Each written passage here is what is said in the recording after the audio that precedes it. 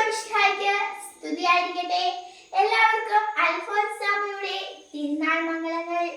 പ്രിയ സഹോദരങ്ങളെ, ഇന്ന് ജൂലൈ 28 ക്രൈസ്തവരായ നമ്മെ സംബന്ധിച്ചിടത്തോളം അതിയായ ആനന്ദത്തിന്റെയും സന്തോഷത്തിന്റെയും പുണ്യദിനം. സഹനങ്ങൾ ദൈവത്തോട് ചോദിച്ചു വാങ്ങിയ ഈശോയ്ക്ക് വേണ്ടി ജീവിതം സമർപ്പിച്ചവൾ വിശുദ്ധ അൽഫോൻസാമ്മ. വിശുദ്ധ അൽഫോൻസാമ്മ ജീവിതം നമ്മളോട് പഠിപ്പിക്കുന്നു വിശ്വാസത്തിൽ ഉറച്ചു നിൽക്കുക എന്നത്. വിശുദ്ധ അൽഫോൻസാമ്മ തന്റെ ജീവിതത്തിൽ രോഗവും വേദനയും നിറഞ്ഞ ദിനങ്ങൾ അനുഭവിച്ചു. എങ്കിലും അവളുടെ അലനം ഒരിക്കലും പരാതി പറഞ്ഞിരുന്നില്ല.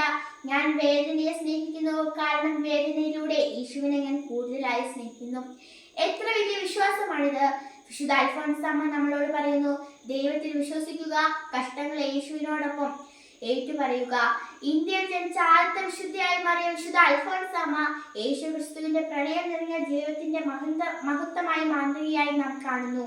പ്രിയ സഹോദരങ്ങളെ, നമുക്കും യേശുവിന്റെ നമ്മുടെ ജീവിതത്തിൽ ദൈവവിശ്വാസത്തിലും സഹനത്തിലും ഉറച്ച അൽഫോൻസാമ്മയെ മാതൃകയായി മുന്നോട്ട് പോകാം. ഇത്രയും പറഞ്ഞുകൊണ്ട് ഞാൻ എൻ്റെ കൊച്ചു പ്രസംഗം നിർത്തുന്നു. നന്ദി, നമസ്കാരം. ജയ് ക്രൈസ്റ്റ്.